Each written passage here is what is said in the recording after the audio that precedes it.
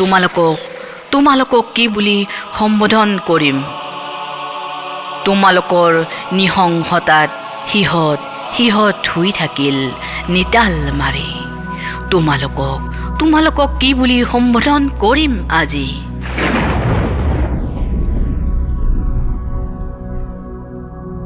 সিহঁতৰ বাৰু অপৰাধ আছিল কি?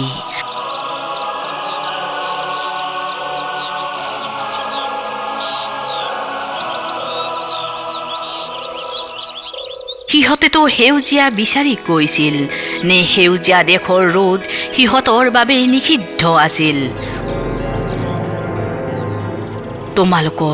তোমালোকৰ হাততে আজি সৰবিদ্ধ হৈ সপোন, ব্যৱস্থা হৈ যৌৱন। এতিয়া কিহঁতেৰে বাৰু আপোন ঘৰখনৰ পৰিচয় দিবা?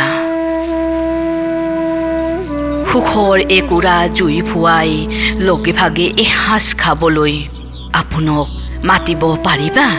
বিশুদ্ধ হৈ আছে দকমকাৰ আকাশ। তমাল বাহত ওলমি আছে তোমালোকৰ অশ্লীল নগ্নতা। সদায় চিনাকি হৈও তোমালোক আজি অচিনাকি হৈ গ'লা।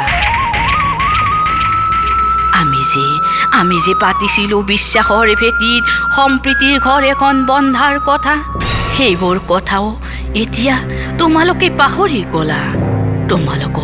তোমালোকৰ পদধ্বনি তেতিয়া সুগন্ধি ফুলেও বাটৰ আঁৰত লাজতে লুকুৱাই তাৰ সুকোমল মুখ। বিভৎস উন্মাদৰ ভা লাগি শিশুৱে পাহৰি যায় তাৰ মুখৰ হাঁহি। আইৰ শিতানত দেখো তেজৰ আৰতি। এতিয়া এন্ধাৰতো বহিবলৈ ভয় লগা হ'ল। এতিয়া পোহৰতো বহিবলৈ ভয় লগা হ'ল।